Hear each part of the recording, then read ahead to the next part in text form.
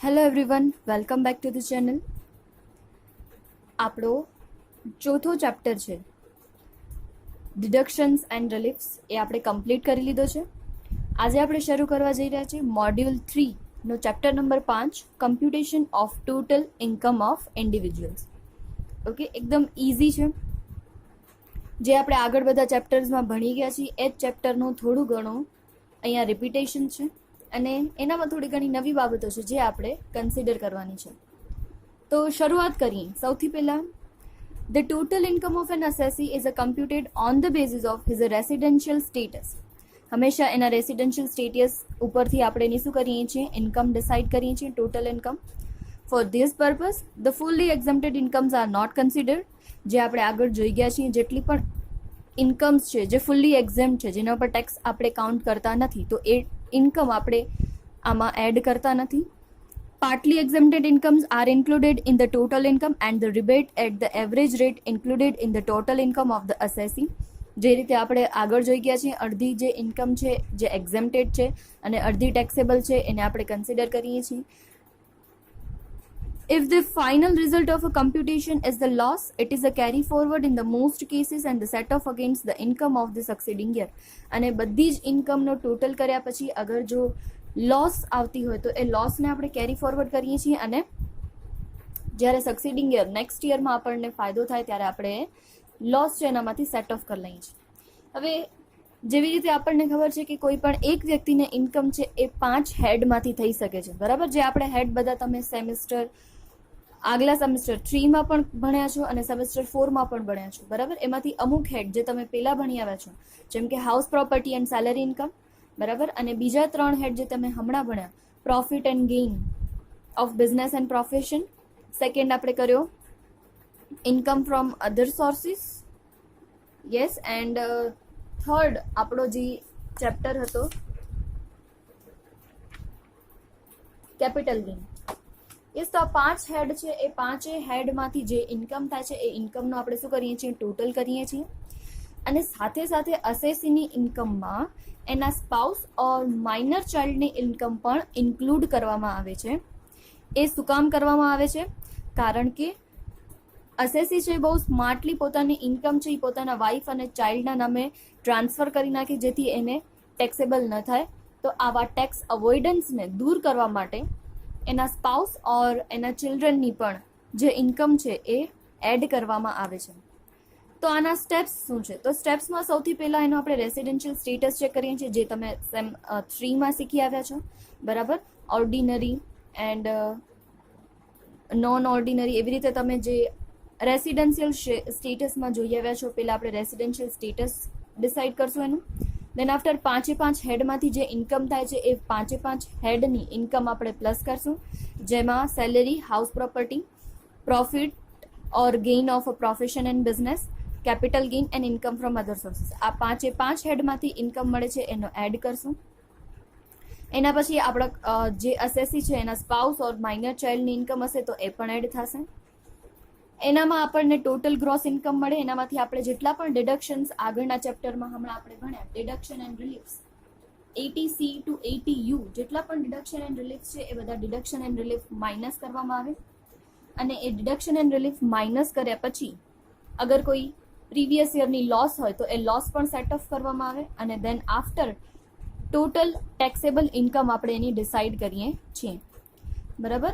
અને એના બેઝિસ ઉપર આપણે ટેક્સના જે રેટ છે એ સ્કેલ રેટ કાઉન્ટ કરીએ છીએ. પેજ નંબર 264 ઉપર તમને કીધું છે કે total income of an individual assessee include, યાની કોઈ એક વ્યક્તિની ઇન્કમમાં કઈ કઈ ઇન્કમ ઇન્ક્લુડ કરવામાં આવે છે. તો ફર્સ્ટ છે ઇન્કમ અર્ન્ડ બાય હિમસેલ્ફ.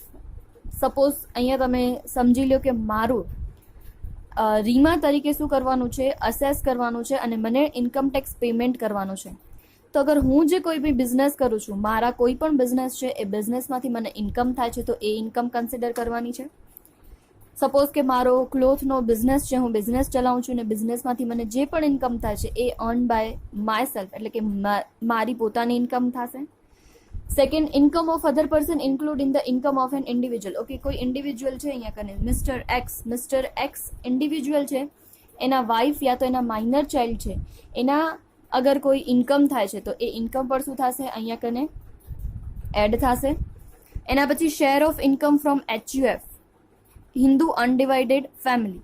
અગર હિન્દુ અનડિવાઇડેડ ફેમિલીના આપણે ભાગ રૂપીએ છીએ તો એમાંથી આપણને કઈ રીતે, તો it is exempt in the hands of the individual member. યાની હું HUF નો મેમ્બર છું તો એની ઇન્કમ મારા હાથમાં તો એક્ઝેમ્પ્ટેડ જ છે.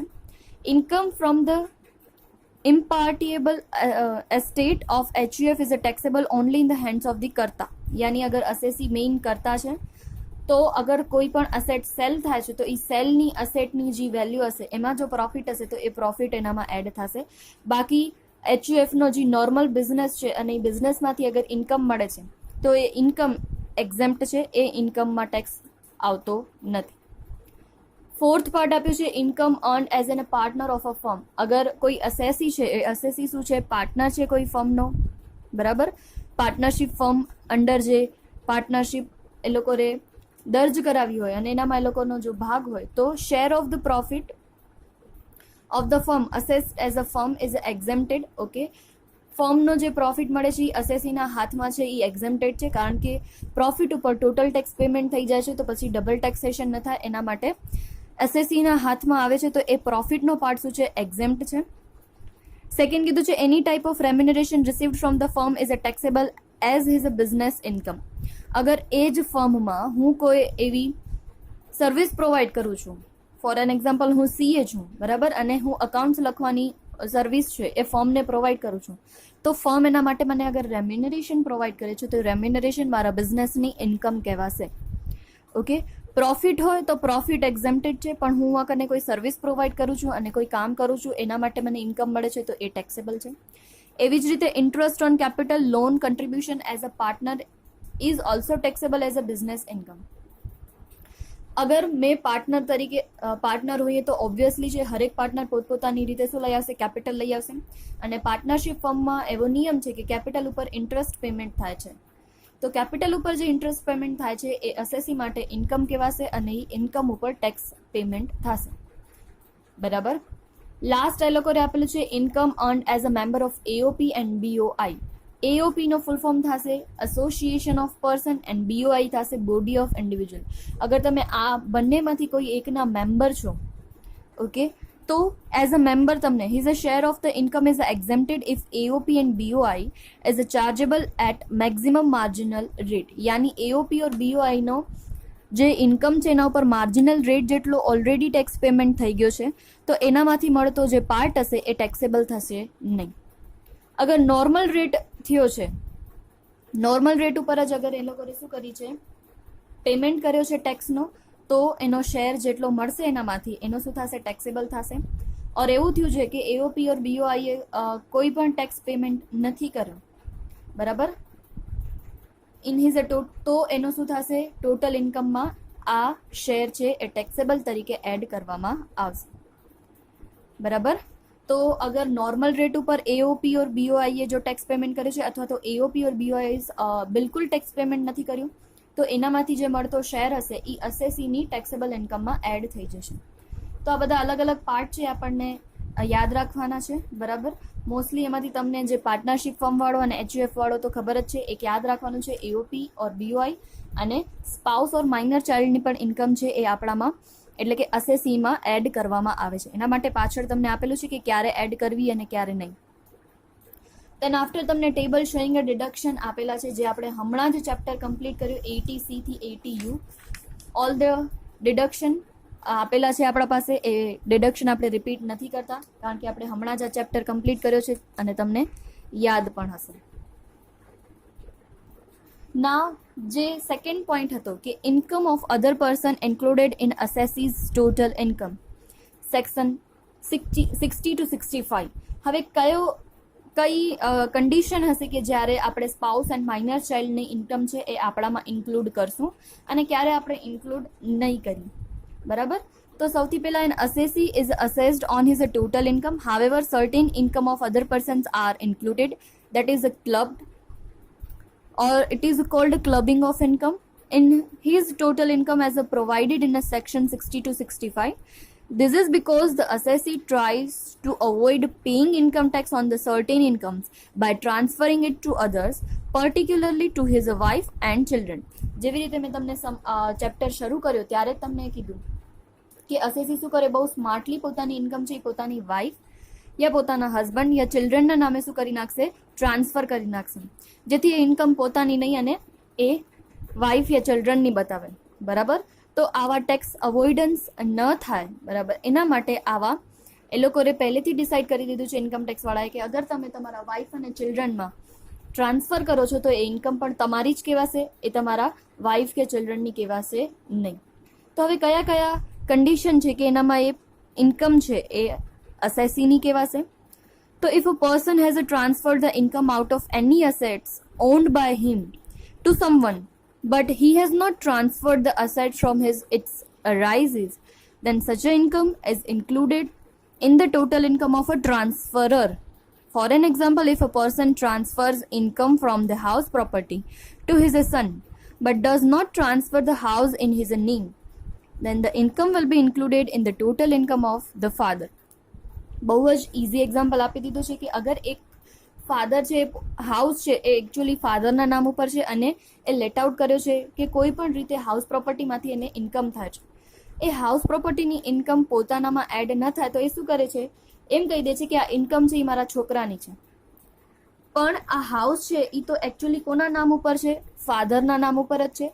હવે આ હાઉસ છે એ અગર છોકરાના નામ ઉપર ટ્રાન્સફર કરે તો એ ઇન્કમ છોકરાની કહેવાય, પણ હાઉસ છે એ ટ્રાન્સફર નથી કરેલો અને ટ્રાન્સફર નથી કરેલો એટલે આ ઇન્કમ છે એ ફાધરની જ કહેવાશે, સનની કહેવાશે નહીં.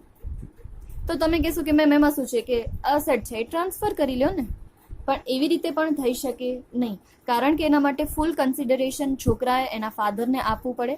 અગર પાર્ટલી કન્સિડરેશન પણ આપે છે તો પણ એ કન્સિડર થતું નથી. એના માટે એ લોકોએ કીધું છે the about details may be summarise as under. એ લોકોએ શોર્ટમાં કીધું છે the assessee on an asset, યાની અસેસી પાસે અસેટ છે. Second, the assessee retain the ownership of the asset.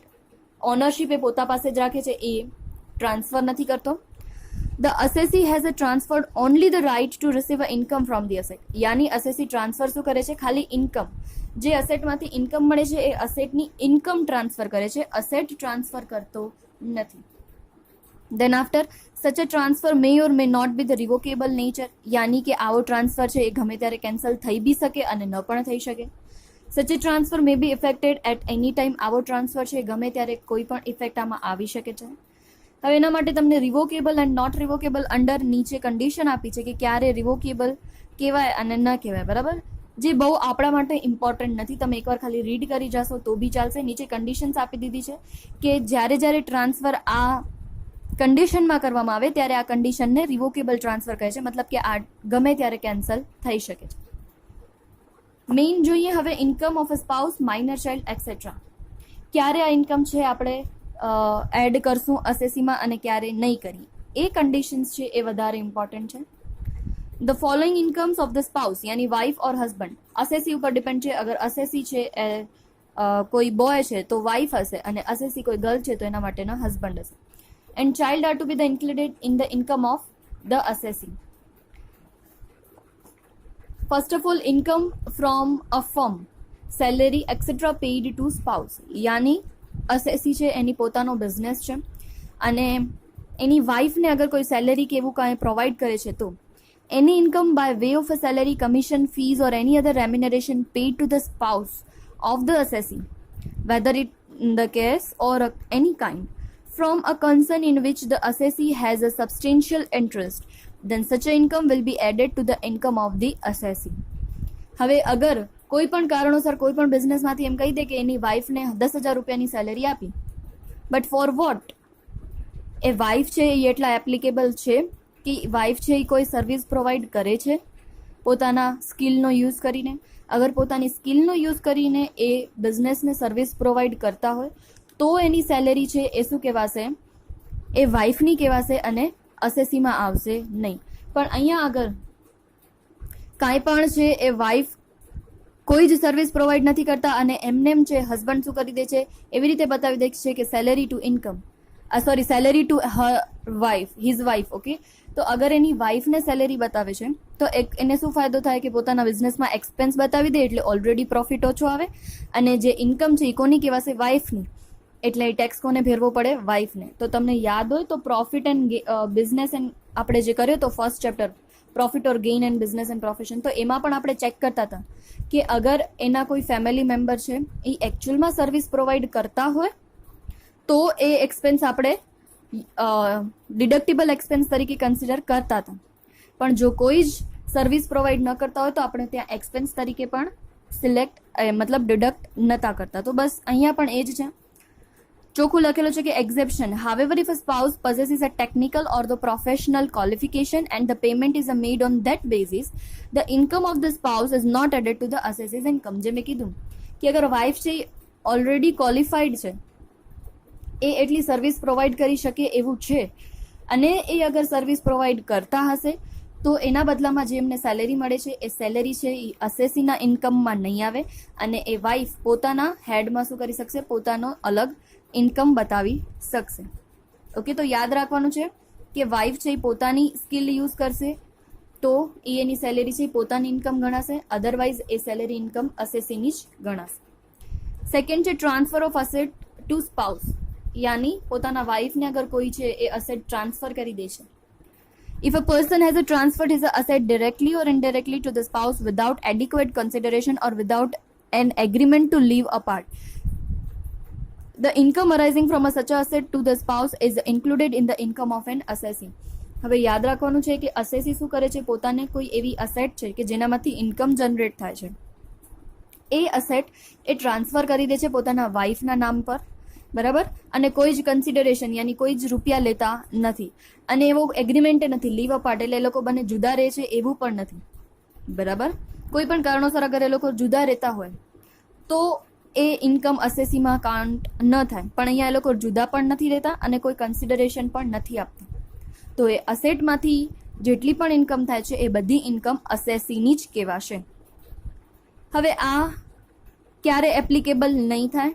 તો if such assets are transferred before marriage, અગર મેરેજ પહેલા અસેટ ટ્રાન્સફર કરેલી હશે તો એ અસેટ છે એના વાઇફની કહેવાશે, અને એની ઇન્કમ છે એ કમ્પ્લીટલી એના વાઇફની કહેવાશે, અસેસીની નહીં. If such assets are transferred for the adequate consideration, અગર એના વાઇફ છે એ પૂરેપૂરી અસેટ લેવા માટે રૂપીઝ આપે છે, ફોર એન એક્ઝામ્પલ હાઉસ છે એ લેટ આઉટ કર્યો છે 5 લાખનો, તો એ એની અસેટની શું કરી દે છે? કિંમત ચૂકવી દે છે, 5 લાખ રૂપિયા એના હસબન્ડને આપી દે છે, અને પછી જે લેટ આઉટ હાઉસમાંથી ઇન્કમ હશે એ ઇન્કમ અસેસીની નહીં કહેવાય અને એના વાઇફની કહેવાશે. ઓકે, થર્ડ છે એ લોકો વચ્ચે એગ્રીમેન્ટ થયો છે લીવ અપાર્ટ, મતલબ કે કોઈ બી કારણોસર અગર ડિવોર્સ છે યા એની અધર રીઝન એ લોકો બંને એકબીજાથી જુદા રહે છે, અને જો અસેટ એના પાસે હશે તો એ અસેટમાંથી મળતી ઇન્કમ છે એ વાઇફની જ કહેવાશે અને અસેસીની નહીં કહેવાય. And if the transfer is not a spouse of the transfer or on the date of accrual of income, બરાબર, એટલે કે જ્યારે ઇન્કમ મળે છે એ ઇન્કમના ટાઈમમાં એ લોકો બંને એકબીજા વચ્ચે સ્પાઉસ મતલબ કે વાઇફ એન્ડ હસબન્ડનું રિલેશન નથી, તો એ ઇન્કમ છે એ અસેસીની નહીં અને વાઇફની જ કહેવાશે.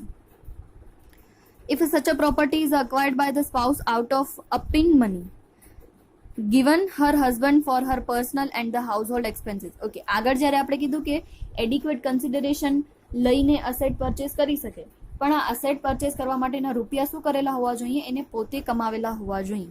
અગર એ પોતાની પિન મનીમાંથી આવું અસેટ પરચેસ કરે છે તો ઇન્કમ કોની કહેવાશે?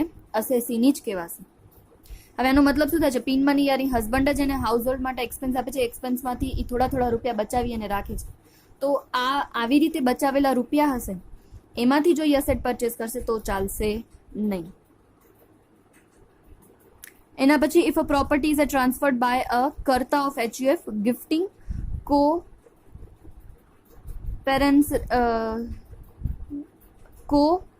પેરેન્સરી property to his a wife, યાની HUF એ લોકો હિન્દુ અનડિવાઇડેડ ફેમિલીમાં છે અને અસેસી છે કરતા છે, એ કોઈ બી કારણોસર કોઈ અસેટ છે ગિફ્ટ કરીને એના વાઇફના નામે કરી દેશે તો બી જે ઇન્કમ છે એ અસેસીમાં જ કાઉન્ટ થશે, એના વાઇફમાં કાઉન્ટ થશે નહીં. બીજું આવે છે transfer of asset to the son's wife, યાની એના છોકરાની વાઇફ હોય એના નામ ઉપર અગર એ લોકો ટ્રાન્સફર કરી દે તો બી એ ઇન્કમ અસેસીની જ કહેવાય. Income arising from the assets transferred directly or indirectly on or after 1/6/1973 to the son's wife by such an individual otherwise than or for the adequate consideration. यानी 1/6/1973 પછી અગર અસેસીના દીકરાની વાઇફ છે એના નામ ઉપર કોઈ બી અસેટ ટ્રાન્સફર કરી દે છે વિધાઉટ કન્સિડરેશન એડિક્વેટ, યાની સામે કાંઈ જ રૂપિયા લેતા નથી અને અસેટ છે ટ્રાન્સફર કરી દે છે, તો એ અસેટમાંથી મળતી ઇન્કમ છે એ અસેસીની જ કહેવાશે, નોટ અ સન વાઇફ. પણ અહીંયા એક્ઝેમ્પશન છે, મતલબ કે ક્યારે એ છોકરાની વહુની જ ગણાશે. The relation of a daughter-in-law and father-in-law or mother-in-law should subsist both at the time of transfer of asset and at the time of accrual of income. યાની જ્યારે અસેટ ટ્રાન્સફર કરે છે ત્યારે એ લોકો વચ્ચે આ રિલેશન હોવો જોઈએ અને જ્યારે ઇન્કમ મળે છે ત્યારે પણ આ રિલેશન હોવો જોઈએ. અગર ત્યારે આ રિલેશન નથી તો એ ઇન્કમ છે એ સનના વાઇફની જ કહેવાશે અને અસેસીમાં આવશે નહીં. અને અગર જો આવી કોઈ પણ અસેટ છે ટ્રાન્સફર કરો છો બિફોર સન્સ મેરેજ, એટલે કે મેરેજ પહેલાં એની વાઇફને તમે આપી દો છો, તો એટ ધેટ ટાઈમ શું થશે, એ ઇન્કમ છે એ સનના વાઇફની જ ગણાશે અને અસેસીમાં એડ કરવામાં આવશે નહીં. Then after transfer of assets to any person or the association of person, યાની કોઈ બી અસેટ છે તમે કોઈ એસોસિએશન ઓફ પર્સનમાં જોડાયેલા છો અને પોતાની અસેટ છે એ એઓપીને આપી દો છો તો બી તમારી ઇન્કમમાં જ એ કન્સિડર કરવામાં આવશે. નેક્સ્ટ ઇમ્પોર્ટન્ટ છે ઇન્કમ ઓફ માઇનર ચાઇલ્ડ. આપણે ઇન્કમ ઓફ અધર સોર્સિસમાં આ પોઈન્ટ આવ્યો હતો, બરાબર. ત્યાં માઇનર ચાઇલ્ડમાં અમુક ઇન્કમ એડ કરી હતી ને અમુક ઇન્કમ એડ નથી કરી, ત્યારે મેં તમને વોઇસ મેસેજ કરીને ગ્રુપમાં કીધું હતું. તો બસ આ એ જ પોઈન્ટ અહીંયા આવે છે. અગર માઇનર ચાઇલ્ડ છે એના પાસે પોતા પાસે કોઈ સ્કિલ નથી, બરાબર, અને એના પેરેન્ટ્સ છે એ શું કરે છે, આવી કોઈ અસેટ છે એના પોતાના માઇનર ચાઇલ્ડ નામે ટ્રાન્સફર કરી નાખે અને એનામાંથી જો ઇન્કમ મળતી હોય તો એ ઇન્કમ એના પેરેન્ટની જ કહેવાય. બટ જો માઇનર ચાઇલ્ડ છે પોતાની સ્કિલ છે એ સ્કિલનો યુઝ કરે છે, એવી કોઈ એક્ટિવિટી કરે છે કે જેના પાસે એની સ્કિલનો યુઝ થાય છે અને એનામાંથી એને ઇન્કમ મળે છે, તો એ ઇન્કમ એ પોતાની માઇનર ચાઇલ્ડની કહેવાશે અને એના ફાધર યા મધરમાં એડ થશે નહીં. માઇનર ચાઇલ્ડ કોઈ મેન્યુઅલ વર્ક કરે છે, કોઈ કામ કરે છે અને એનામાં એને ઇન્કમ મળે છે તો બી એ ઇન્કમ કોની કહેવાશે, પોતાની ચાઇલ્ડની કહેવાશે, પેરેન્ટ્સની કહેવાશે નહીં, બરાબર. And income of a minor child suffering any disability specified under section 80U. અગર માઇનર ચાઇલ્ડ છે એ કોઈ પણ કેવો છે ડિસેબિલિટી વાળો છે તો એનામાંથી જઈને ઇન્કમ થશે એ ચાઇલ્ડની જ કહેવાશે, એના પેરેન્ટ્સની નહીં. હવે અહીંયા કને માઇનર ચાઇલ્ડમાં કોણ કોણ આપણે એડ કરશું, તો minor child including minor married daughter, minor હોવા જોઈએ યાની 18 યર્સથી નાની ઉંમરના હોવા જોઈએ, તો એ પછી ભલે એના મેરેજ થઈ ગયા હોય પણ એ minor daughter. Step child and the adopted child, આ કોઈ પણ હશે તો એમ આપણે એમાં આ કન્ડિશન એપ્લિકેબલ કરશું. બીજું એક અહીંયા કને છે એક આ યાદ રાખવાનું છે કે in a case of the income of any parent include a minor child's income, the assessee shall be entitled to an exemption up to 1500 in respect of each minor child under section 1032. यानी अगर कोई भी minor child माथी income મળે છે તો અસેસીને 1500 પર minor child એને શું મળશે, ડિડક્શન મળશે, બરાબર. અને આમાં પણ એક એક્ઝેમ્પશન છે, if any individual transfer house property to minor married daughter income from that property shall not be clubbed in to the parents' income. યાની અગર કોઈ માઇનર ડોટરના મેરેજ થઈ જાય છે અને મેરેજ પછી કોઈ બી પ્રોપર્ટી છે એ ડોટરના નામ પર ટ્રાન્સફર કરે છે તો પછી જે ઇન્કમ હશે એ એના હસબન્ડમાં આવશે, એના પેરેન્ટ્સમાં આવશે નહીં. Okay. Then after conversion of a self acquired property into HUF property, બરાબર, અગર તમે કોઈ તમારી પોતાની પ્રોપર્ટી છે પોતાના બિઝનેસની પ્રોપર્ટીમાં કન્વર્ટ કરી નાખશો તો બી એનામાંથી જે ઇન્કમ થતી હશે એ કોને, અસેસીને ટેક્સેબલ થશે, બરાબર. તો આટલી વસ્તુઓ આપણને યાદ રાખવાની છે. એના રિલેટેડ તમને સમરી ચાર્ટ આપ્યો છે, તમે એકવાર જોઈ લેજો. અગર કોઈ ડાઉટ હોય તો તમે પૂછી શકો છો, બરાબર. દેન આફ્ટર ઇલિસ્ટ્રેશન 1 and 2 જોઈ લઈએ જે આના રિલેટેડ છે, એકદમ ઇઝી છે. ફર્સ્ટ એ લોકોએ કીધું છે Mrs Tarana had received a gift of a house property from her husband Mr. Kumar. The annual rental income of the house property amounted to rupees 150. Mr. Kumar had also gifted to his minor daughter Darshini 10% government security of the face value of rupees 2 lakh.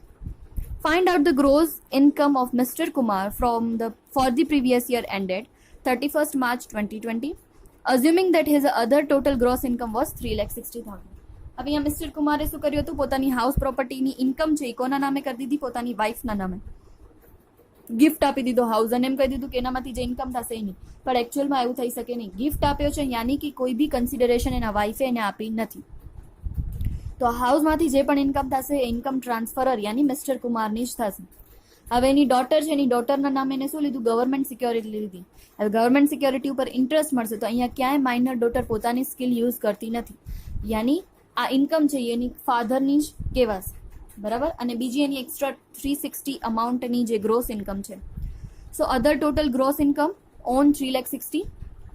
Annual value of a house property transferred without adequate consideration or an agreement to live apart. યાની એ લોકો જુદા પણ નથી રહેતા, ભેગા જ રહે છે અને કોઈ જ કન્સિડરેશન વાઇફે એને આપ્યો નથી. સો 150ની અમાઉન્ટ છે એ વાઇફની ઇન્કમ ન કહેવાય અને મિસ્ટર કુમારની જ કહેવાશે.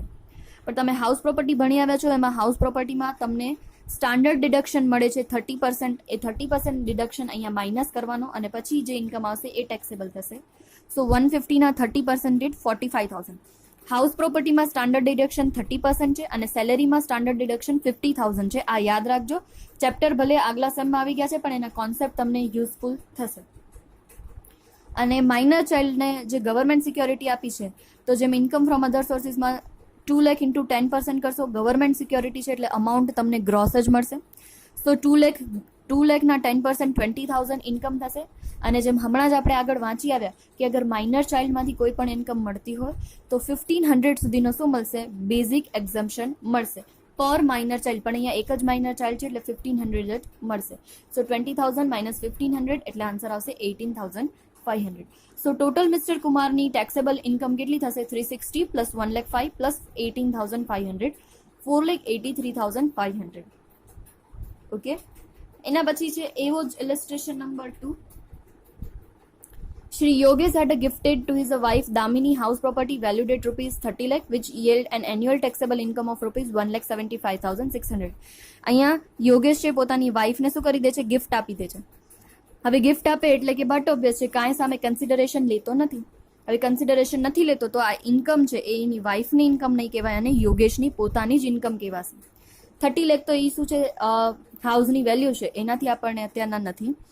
Mrs. Damini had acquired a government securities of rupees 250 out of the accumulated rent income earned. હવે દામિનીએ પોતાના નામ ઉપર શું લીધી છે? સિક્યોરિટી લીધી છે. She had also invested rupees 150 in a 2-year 7.5% fixed deposit account with Bank of India. હવે આ બધી વસ્તુ એને શું કરી છે? પોતાના નામ ઉપર લીધી છે તો એનામાંથી જે ઇન્કમ થશે એ દામિનીને ટેક્સેબલ થશે.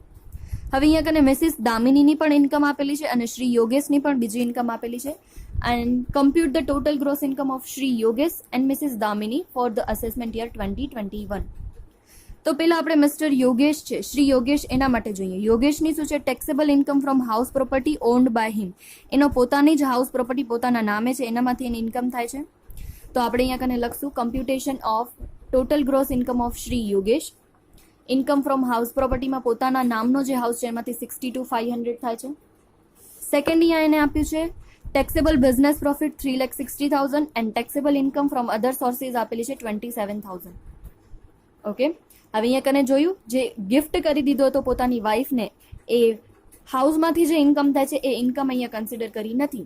એને એમ કે હું હાઉસ ટ્રાન્સફર કરી દઈશ તો હાઉસમાંથી જે ઇન્કમ થશે એ કોની થશે? દામિનીની થશે. પણ અહીંયા એવું થશે નહીં.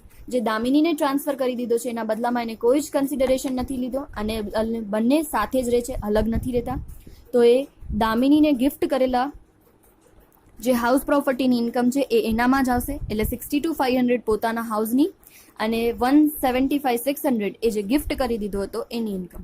અને બાકી બિઝનેસ પ્રોફિટ અને અધર સોર્સિસમાંથી જે ઇન્કમ મળે છે એ તો બધી આવશે જ. સો ટોટલ એની ગ્રોસ ઇન્કમ થશે 6,25,100. ઓકે, હવે આપણે જોઈએ મિસિસ દામિની. મિસિસ દામિનીમાં એ લોકોએ શું કીધું છે? Taxable income from house property gifted to her. Okay, આ ગિફ્ટ મળી હતી એ ઇન્કમ દામિનીની નહીં કહેવાય. કોની કહેવાશે? યોગેશની, જે આપણે હમણાં યોગેશમાં એડ કરી. Second, interest received on listed debenture TDS rate 10%. યાની એને જે ડિબેન્ચરમાં ઇન્વેસ્ટમેન્ટ કર્યું હતું એનામાંથી એને શું મળે છે, ઇન્કમ મળે છે. તો યસ, આ ઇન્કમ એની પોતાની જ કહેવાશે. તો જેમ આપણે ઇન્કમ ફ્રોમ અધર સોર્સિસમાં કરતા હતા, gross interest on listed debenture 36,000 multiply by 100 divided by TDS નો રેટ માઇનસ કરીને 90. સો 40,000 એને મળશે ઇન્ટરેસ્ટ ઓન ડિબેન્ચર. અને બીજી ઇન્કમ આપેલી છે interest on bank deposit with BOI, bank of India, બરાબર. એનામાંથી એને ડિપોઝિટમાંથી ઇન્ટરેસ્ટ મળે છે, તો એ પણ અહીંયા આવશે 11,250. અત્યારના આપણને આ બે સમમાં ઓનલી ગ્રોસ ઇન્કમ જ ફાઇન્ડ કરવાની કીધી છે, ટેક્સેબલ ઇન્કમ નથી કીધી. ટેક્સેબલ ઇન્કમ હોય તો આપણને ડિડક્શન આવતા હોય તો ડિડક્શન પણ માઇનસ કરવા પડે. પણ અત્યારના આપણે અહીંયા કને શું કીધું છે, ઓનલી ગ્રોસ ઇન્કમ ફાઇન્ડ કરો. તો એને જેટલા પણ અધર હેડમાંથી ઇન્કમ થતી હશે આપણે ખાલી ટોટલ કરીને બતાવશું. ઓકે, આના રિલેટેડ પાછળ તમને सम्स નથી તો તમે ઇલિસ્ટ્રેશન 1 અને 2 જ કરશો. અને આગળ જેટલી પણ વસ્તુ સમજાવી છે એકદમ પરફેક્ટલી સમજશો. અગર કોઈને પણ કાંઈ ડાઉટ હોય તો પૂછી લેજો. ઓકે, અને અગર તમે ચેનલ સબસ્ક્રાઇબ ન કરી હોય તો પ્લીઝ સબસ્ક્રાઇબ કરી લેજો. અને વિડીયો જુઓ તો વિડીયો બધા લાઇક પણ કરજો. Okay, thank you.